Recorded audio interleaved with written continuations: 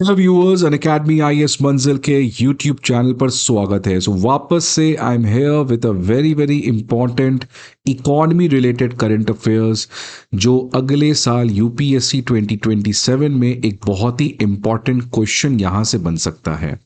Because since past 1 week, पिछले एक week से you have been constantly hearing, reading, discussing about these FCNRB deposits. बहुत ज्यादा इसमें चेंजेस किए गए हैं आरबीआई के द्वारा और एक ही ऑब्जेक्टिव है, फॉरेन कैपिटल को वापस से लाना। This is the main purpose as to why RBI has done modifications with these special deposit accounts in order to bring the foreign capital back to India. Because इस समय India की forex reserve is facing it's one of the worst challenges after 1991। एक तरफ ये जो हमारा forex reserve है ये महंगे तेल की वजह से परेशान है, क्रूड ऑयल इतनी एक्सपेंसिव है। For example, if earlier we were buying crude oil for $60 per barrel, now using our reserves we have to buy crude oil for $100 per barrel. So this is a huge pressure on forex reserve. Then forex reserve में जो dollar हमें आता था, the inflow, the money, the dollar which was coming to India in the form of FDI, foreign direct investment और foreign portfolio investment, वो नहीं आ रहा है। FPIs तो लगातार बेच रहे हैं और FDI जो है वो भी अपने पिछले 10 साल में सबसे कम आ रहा है। So this is, the inflow is not coming and the outflow has increased. और इसके अलावा आपको पता है the second culprit gold. So gold is the second most biggest import commodity after crude oil.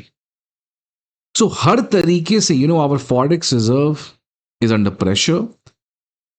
साथ ही साथ you already know that RBI को रूपी को मैनेज करने के लिए फॉरेक्स मार्केट में इंटरवीन करना पड़ रहा है, जहां पे they have to sell dollars to buy rupee so that rupee की डिमांड बढ़े और रूपी अप्रिशिएट करे। So you can see that RBI has to spend extra amount of dollar everywhere. Dollar to buy crude oil, dollar to manage rupees, dollar to buy gold. और जो dollar का source है, the inflow, which has always provided buffer against these shocks, that buffer itself is coming under problem. So this is a full-blown war against India's forex reserve. Although इस समय हमारी forex reserve जो है वो एक decent position पे है, but the question is that if the war keeps on prolonging, if these external shocks keeps off hovering around India's economy, till when our asset which is the forex reserve is going to last. और इसीलिए RBI जो है वो बहुत सारे measures last week, जब से monetary policy committee की मीटिंग हुई है उसके बाद से back to back they have taken a lot of decisions. For example, अगर फॉरेनर्स इंडिया के गवर्नमेंट बॉन्ड्स में इन्वेस्ट करते हैं तो उनको जो भी इनकम आता है उस इनकम के ऊपर कोई टैक्स नहीं लगेगा। सो if a foreigner is buying India's bond और उस बॉन्ड पे उनको जो भी इनकम आता है, दे डोंट हैव टू पे इफेक्टिवली एनी टैक्स। ऐसे बहुत सारे और रिफॉर्म्स किए गए हैं सो दैट फॉरेनर्स के लिए इंडिया में इन्वेस्ट करना ये ईजी हो, so that we get that precious dollar at this difficult time. और उसी चीज में एक और बहुत बड़ा जहां पे चेंजेस लाए गए थे आरबीआई के द्वारा, which was related to FCNRB deposits, और उसी को लेकर इंडियन एक्सप्रेस में एक न्यूज आई है जहां पे ये बताया गया है दैट इस चेंज की वजह से कैसे एनआरआईज जो है, नॉन रेसिडेंट इंडियंस, वो बिना कुछ किए हुए लगभग 20% का रिटर्न ले सकते हैं। 20% का मतलब, लेट मी टेल यू कि अगर मैं या आप एसबीआई जाके फिक्स डिपॉजिट करते हैं तो they are going to give us 6.5% का return. But these NRI people who are living in America, ये जो चेंज आया है with respect to FCNRB deposit, इस चेंज का फायदा उठाकर these NRIs by simply depositing their money with SBI और ICICI और any other bank in India, they can make a massive 20% return. Yes, they are going to make a massive return, but at this point of time, वो return ज्यादा कमाए वो हमारा concern नहीं है. The concern is that they are coming with dollar and that's what we need. So आज इस session में हम लोग बात करेंगे आरबीआई के foreign currency non resident bank deposit swap scheme के द्वारा, जो अभी पिछले एक वीक से लगातार न्यूज में रहा है। और फिर हम लोग डिस्कस करेंगे कि इस चेंज की वजह से कैसे ये 20% का रिटर्न बन रहा है। And then connecting all the dots, at the end we are going to solve a UPSC specific prelims question. So news क्या है, आप देख सकते हैं कि लास्ट वीक आरबीआई ने एक स्कीम लाया था, जिस स्कीम का नाम है foreign currency non resident bank deposit swap scheme. So this scheme was related with FCNRB। अब ये FCNRB क्या होता है आप समझ लें। लेट्स से कोई इंडियन यूएस में काम कर रहा है, right, and he is been working in US for more than 1 year. Although ये सिटीजन तो इंडिया का है, but he is residing in America, living there, working there. So, as per India, this person, Mr. A, will become an NRI. ये हमारे लिए NRI हो जाएगा, because he, Mr. A, is a citizen of India, but a resident of America. So, he's a non-resident India, but a citizen of India. अब ये US में काम कर रहा है, तो obviously he will be earning dollar. He will be earning dollar. अब अगर ये अमेरिका के बैंक में डॉलर को डिपॉजिट करेगा तब तो कोई प्रॉब्लम नहीं है। अमेरिका में dollar is the currency, so there it's not something special that आप डॉलर में अर्न करो और डॉलर में जमा करो। For example, I am earning in rupee, so I deposit my money with SBI in rupee, so there is nothing special over there. But if this NRI who is earning in US in dollar, if he decides to invest in SBI, which is an Indian bank, not in rupee, because अगर इसको India में किसी bank में deposit करना पड़ता तो जो general root है उसके अंदर इसको पहले डॉलर को रूपी में कन्वर्ट करना पड़ता और फिर इस रूपी को जमा करना पड़ता। But under this FCNRB bank deposits, the special thing is that in which ever currency you earn, अब डॉलर में कमाओ, यूरो में कमाओ, पाउंड में कमाओ, you can straight up deposit the same currency with Indian banks. तो ऐसे deposit account में जहां पे आप रुपी में पैसे जमा नहीं करते हो, rather you are depositing the money in the form of foreign currency, and who is depositing that money? Non-resident. The residents, मैं नहीं कर सकता हूं डॉलर में. This facility is only available for non-residents. So all the non-resident Indians, they can deposit in Indian banks in the foreign currency under this FCNRB deposit.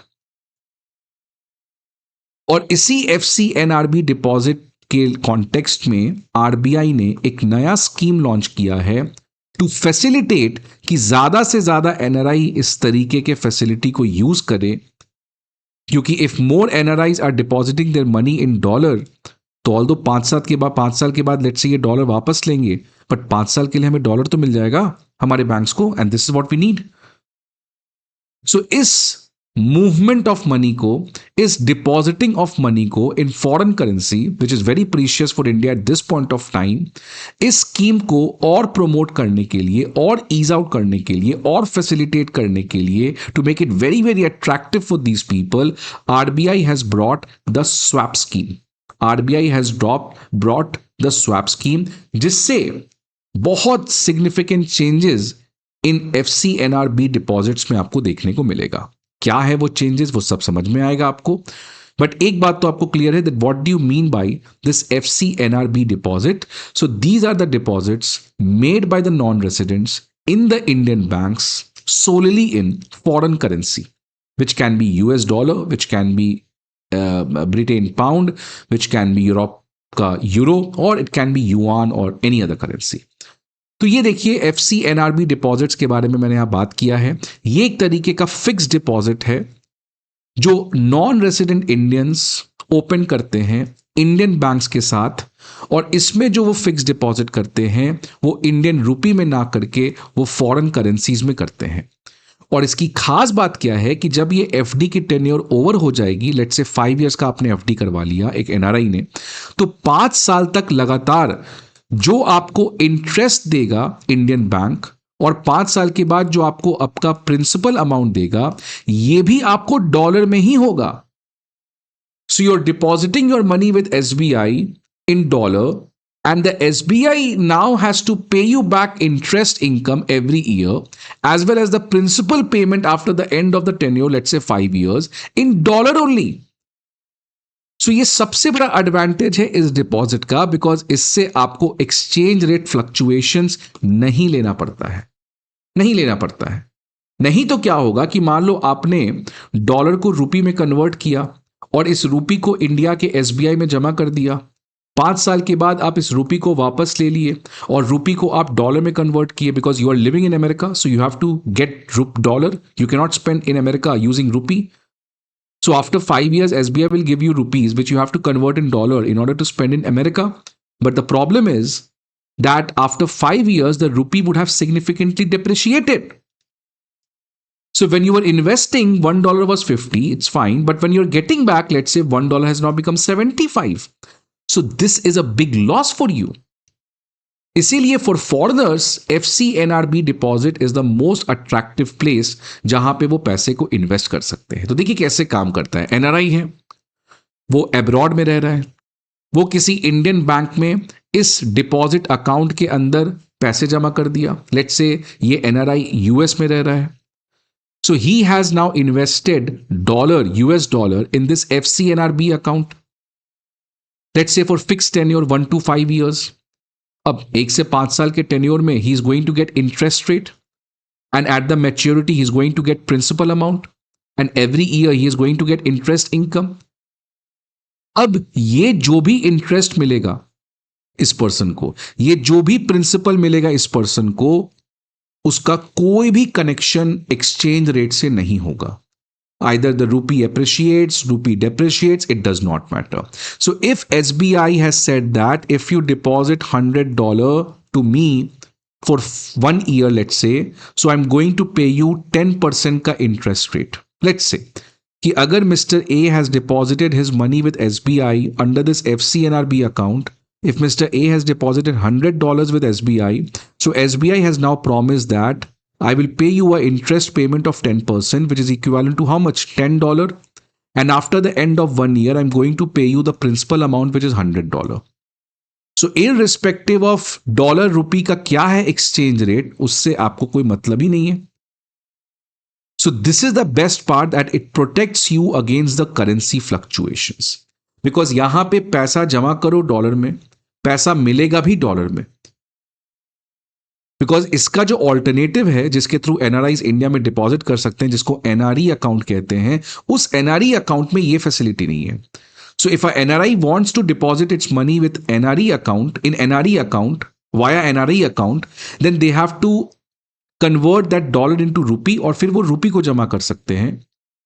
और 1 साल बाद, 5 साल बाद उनको एसबीआई जो है वो रुपी में पेमेंट करेगी. और यहां पे एक significant amount of exchange rate risk होता है. बट FCNRB में कोई भी एक्सचेंज रेट रिस्क नहीं होता है. That's why this is one of the most lovable option among the NRIs to invest in Indian banks. अब इसमें इंटरेस्ट रेट कितना मिलता है? तो लगभग 3.85% to 5%, जो कि बहुत ज्यादा नहीं है ना. मैंने कहा कि अगर मैं आज SBI में FD कर दूं 3 साल का, तो मुझे 6.5% का इंटरेस्ट रेट मिलेगा. But if these people deposit their dollar in the FCNRB account with SBI, so SBI might be offering them 3.85 or let's say 4%. तो इसमें इंटरेस्ट रेट कम होता है. और क्यों होता है आप समझ सकते हो, बिकॉज इसमें रिस्क ही नहीं है. और रिस्क कम रहेगा तो रिटर्न भी कम रहेगा. बिकॉज यहां पे एक्सचेंज रेट रिस्क आपके लिए है ही नहीं. For mister A there is no exchange rate risk. Exchange rate risk तुम ए के लिए है ही नहीं. रैदर ये एक्सचेंज रेट रिस्क किसके लिए शिफ्ट हो गया? बैंक्स के पास. Because for mister A, he has been promised that if you give me $100, after 1 year I'm going to give you the principal $100 and an interest payment of $10, irrespective of what the exchange rate is. Which means if the exchange rate fluctuates, the banks are going to suffer, not this NRI.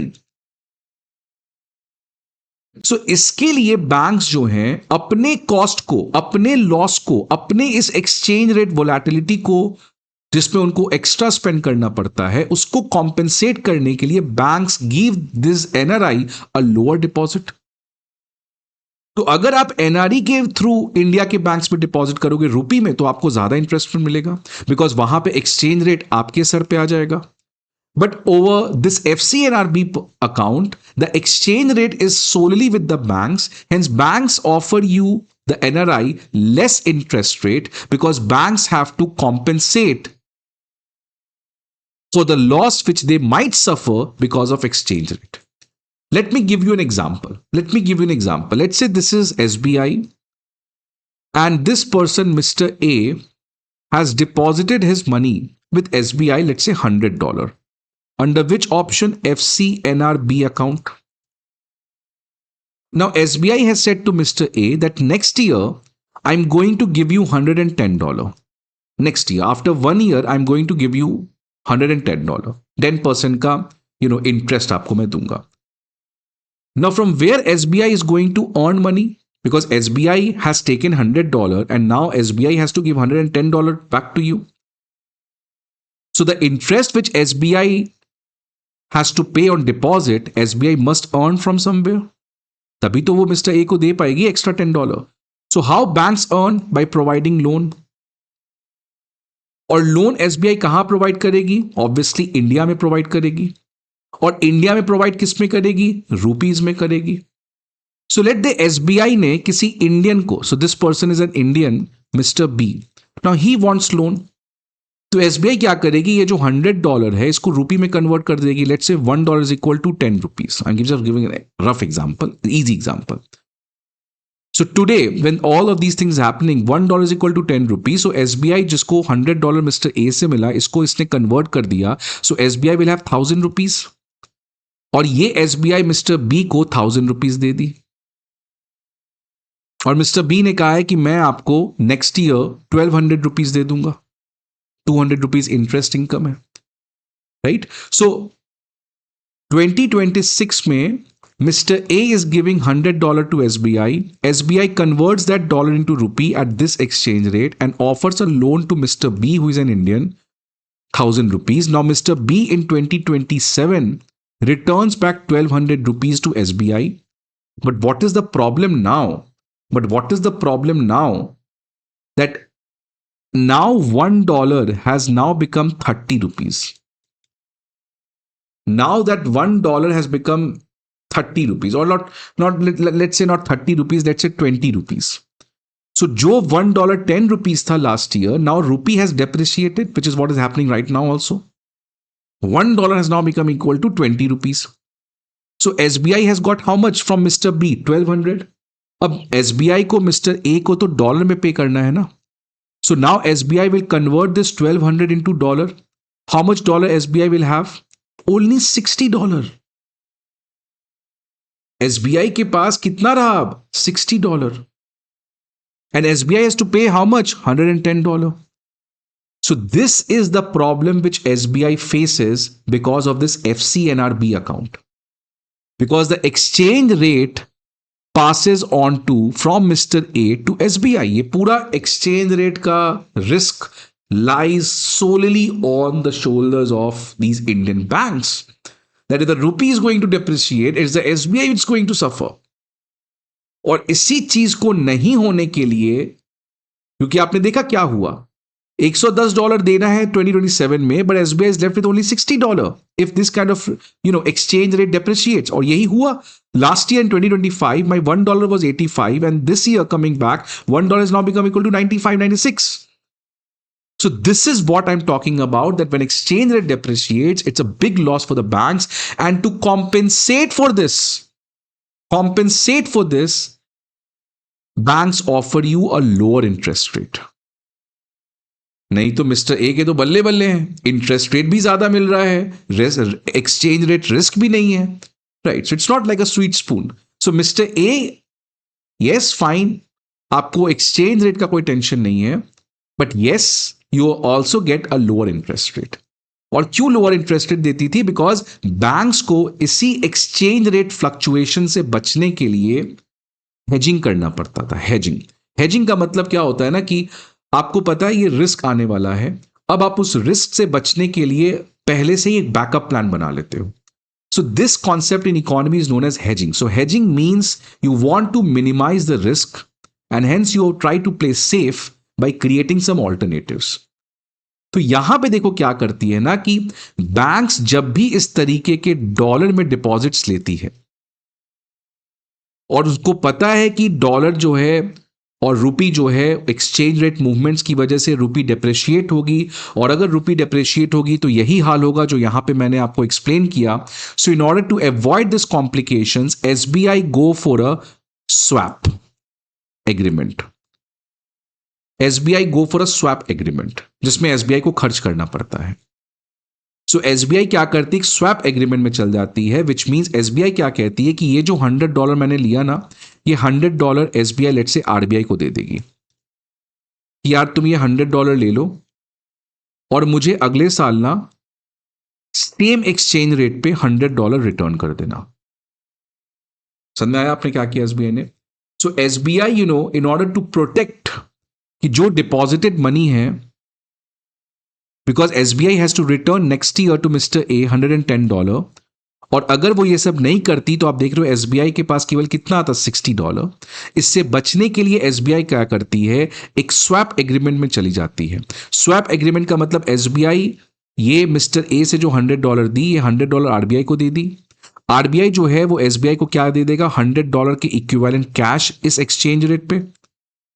जो $1.10 है तो RBI will give ₹1,000 to bank, और एक साल के बाद SBI RBI को ₹1,000 वापस दे देगा, और एक्सचेंज रेट क्योंकि अब फिक्स हो चुका है। यही स्वैप एग्रीमेंट की खास बात है, that swap agreement happens at the same exchange rate. So RBI जो है अब वो $1.20 पे रिटर्न नहीं करेगा, वो $1.10 पे रिटर्न करके $100 एसबीआई को वापस दे देगा।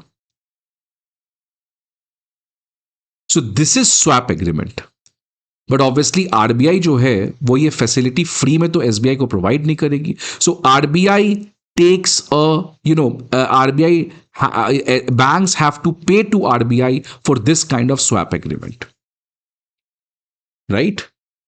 So this is known as hedging, and for hedging banks have to go for this swap जिससे वो exchange rate को lock in कर देती है, लेकिन इसके लिए ऑब्वियसली बैंक्स को एक पैसा आरबीआई को देना पड़ता है, and this is why banks pay mister A a lower interest rate. This is why banks pay Mr. A a lower interest rate.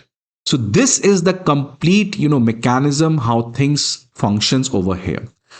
अब क्या हुआ देखिए कि जो रिसेंटली एमपीसी की मीटिंग हुई, उस मीटिंग में यह पाया गया कि जो एफसीएनआरबी है, ये फैसिलिटी 2013 में रघुराम राजन के समय इंट्रोड्यूस किया गया था, और एफसीएनआरबी में जो इनफ्लो है, जो पैसा बाहर के एनआरआईज डिपॉजिट कर रहे थे, उसमें ड्रास्टिक डिक्रीज आया है। In 2024-2025, it was $7 billion and now it was $946 million. और ये इसीलिए हो रहा है बिकॉज इंडिया के जो बैंक्स हैं वो अब एफसीएनआरबी के अंदर पैसा लेने से रिलक्टेंट हैं, डरते हैं, बिकॉज रूपी जो है वो लगातार डेप्रिशिएट कर रहा है, और क्योंकि रूपी डेप्रिशिएट कर रहा है तो जो उनको स्वैप एग्रीमेंट में खर्च करना पड़ता है वो काफी महंगा है। And that's why SBI is offering further lower interest rate to Mr. A. तो Mr. A को लग रहा है यार क्यों मैं SBI में जमा करूं, मैं किसी अमेरिकन बैंक में ही जमा कर देता हूं। मैं SBI के पास जमा क्यों कर रहा था, because Indian banks generally offer me a higher interest rate, but SBI जो है now they are offering you a lower interest rate, because SBI का जो हेजिंग कॉस्ट है it has increased, because RBI was taking a higher commission for this swap agreement, because रूपी जो है वो drastically depreciate कर रहा था, और क्योंकि ये एफसीएनआरबी में इनफ्लो कम आ रहा था तो we were getting less amount of dollar. इसी चीज को करेक्ट करने के लिए अब आरबीआई ने कहा कि अगर कोई भी बैंक इंडिया में एफसीएनआरबी के अंदर पैसे डिपॉजिट लेती है अप टिल September 30, 2026, तो जो भी ये हेजिंग कॉस्ट है, जो स्वैप एग्रीमेंट पे कॉस्ट था, इसको जीरो कर दिया जाएगा। This is a fantastic thing which they have done now, that now SBI will effectively have to pay zero इस स्वैप एग्रीमेंट को करने के लिए आरबीआई के साथ, जो भी, या एसबीआई किसी और के साथ भी करती है, लेट्स से कोई प्राइवेट कंपनी के साथ इस स्वैप एग्रीमेंट मेंटेन करती है, तो जो भी कॉस्ट एसबीआई को पे करना पड़ रहा है वो आरबीआई रीइंबर्स कर देगी। Which means effectively now SBI can take money from mister A और उस मनी को स्वैप एग्रीमेंट के अंदर लॉक कर देगी, और इसका जो भी कॉस्ट आएगा, जो एसबीआई किसी के साथ भी करे, that entire amount will be absorb by RBI. और से कंडीशन है कि बैंक्स को 3 से 5 साल का एफसीएनआरबी डिपॉजिट लेना पड़ेगा, विच मींस 3 से 5 साल में हमें एक सिग्निफिकेंट अमाउंट ऑफ डॉलर आ सकता है। और एज पर द प्रेडिक्शंस ये कहा गया है कि 40 टू 50 बिलियन डॉलर का फ्रेश इनफ्लो एफसीएनआरबी में आ सकता है, which is going to be crucial at this juncture of time. और आप देख सकते हैं कि जैसे ही ये खबर आई, क्योंकि नाउ एसबीआई को हेजिंग के लिए कॉस्ट नहीं देना पड़ रहा है, तो पहले एसबीआई मिस्टर ए को इंटरेस्ट रेट क्यों कम ऑफर कर रही थी, बिकॉज एसबीआई हैज टू पे money on this swap agreement. But now swap agreement में तो एसबीआई को कुछ खर्च करना नहीं पड़ा है, so now SBI is going to pass that extra benefit to mister A. So जहां पे पहले एसबीआई बैंक्स जो है एनआरआईज को 3.85 to 5% दे रही थी, because SBI has to pay on this hedging cost, now there is no hedging cost. So अब देखिए क्या हो रहा है कि लगातार इंडियन के बैंक्स इंटरेस्ट रेट एफसीएनआरबी डिपॉजिट पे बढ़ा दिए। इनफैक्ट येस बैंक ने तो इसको 7.1% कर दिया है, which is more than what Indians are going to get for FD. So ये काफी एक बड़ी बात है। तो now it will be huge incentive for foreigners कि वो फॉर एनआरआईज कि वो अपने डॉलर को इंडिया के बैंक में डिपॉजिट करके एक गुड रिटर्न यहां पे बना सकते हैं। अब देखिए सबसे इंटरेस्टिंग चीज क्या है, इस समय अगर मान लो ये कोई पर्सन ए है, मिस्टर ए, अगर मिस्टर ए के पास जो इस समय एक एनआरआई है और यूएस में रहता है, सो मिस्टर ए एक एनआरआई है और वो कहां रहता है, यूएस में, उसके पास इस समय $1 मिलियन पैसा पड़ा हुआ है, उसके पास $1 मिलियन का कैपिटल है, उसने यूएस के किसी बैंक से $5 मिलियन बोरो कर लिया, तो टोटल पैसा कितना आ गया इसके पास, $6 मिलियन। और कॉस्ट ऑफ बोरोइंग अमेरिका में कितना है, अगर 3 ईयर का लोन लेता है एक एनआरआई यूएस के बैंक से, तो 4.5% का इंटरेस्ट रेट है, right. Which means this mister A, जिसने किसी अमेरिका के बैंक से इंटरेस्ट लोन लिया 3 साल का, उस इंटरेस्ट के लिए 4.5% का इंटरेस्ट पेमेंट मिस्टर ए को करना पड़ेगा। और टोटल पैसा मिस्टर ए के पास कितना आ गया, $1 मिलियन तो खुद के पास था और $5 मिलियन उसने बोरो किया।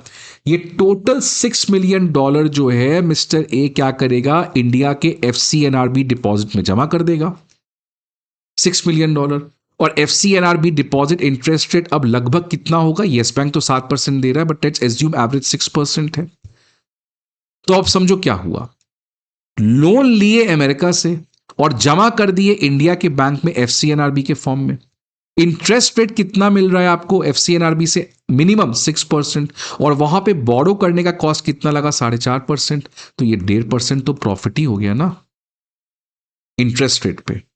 तो अगर आप $6 मिलियन जमा, अगर आप $5 मिलियन का बोरो कर रहे हो, तो आपको अमेरिका के बैंक को $5.7 मिलियन लौटाना पड़ेगा। लेकिन क्योंकि आपने ये $6 मिलियन इंडिया में जमा कर रखा है 6% के इंटरेस्ट रेट से, तो आपको टोटल 3 साल के बाद जो पैसा आएगा that will be $7.1 million, which means जो टोटल रिटर्न है $1.4 मिलियन का। और अगर आप इसका एनुअल रेट ऑफ इंटरेस्ट निकालोगे तो इट्स लगभग 12% का income. And if mister B takes, यहां पे तो $1 मिलियन था और आपका लेवरेज था 5 times। Leverage simply means how much money you are borrowing over and above your capital. So यहाँ पे you are borrowing $5 million, which is 5 times more than the amount of money you have. Let's say अगर आप leverage को 10x कर दोगे, तो you can make a whooping 20% profit. सो यही logic बनता है क्यों एनआरआईज जो हैं वो अब एफसीएनआरबी में डिपॉजिट करेंगे। तो एनआरआईज जो हैं वो यूएस के बैंक से, सऊदी के बैंक से चीप लोन लेंगे और एफसीएनआरबी में जमा कर देंगे, और इससे दे can make a very easy money in 3 year time period. ऐसा नहीं कि आरबीआई को पता नहीं कि ये सब होता है, आरबीआई ठीक है यार, कमाना है कमाओ, बट हमारा जॉब अभी क्या है, टू गेट डॉलर बाय साम दाम दंड भेद। That's what RBI is going. Right now let's solve a UPSC prelims question कि एफसीएनआरबी से लेकर कौन कौन से with respect to recent measures जहां पे जो आरबीआई ने लिया है, जहां पे it has made that swap agreement to be free, कौन कौन से स्टेटमेंट सही हैं. FCNRB deposits are maintain in foreign currency correct and are repaid in the same foreign currency correct. NRE account में रुपीज में होता है, एफसीएनआरबी अकाउंट में कंप्लीटली डॉलर में होता है. Banks mobilise FCNRB deposits generally face exchange rate risk and often use forward cover. Yes, यही तो बैंक्स के साथ प्रॉब्लम था, हेजिंग एग्रीमेंट करना पड़ता है, बट अब ये हेजिंग एग्रीमेंट फ्री हो जाएगा बिकॉज आरबीआई वो पूरा खर्च एब्जॉर्ब कर रही है. If the central bank absorbs hedging cost, this is what has happened, banks may have greater room to offer higher interest rate. Correct, तभी तो येस बैंक ने 7% का इंटरेस्ट रेट दिया. So all the statements are correct. So this was an excellent thing. I hope आपको interesting लगा हो, and next year prelims में we are expecting this question to be there. See you again some other video. Till then, goodbye and take care.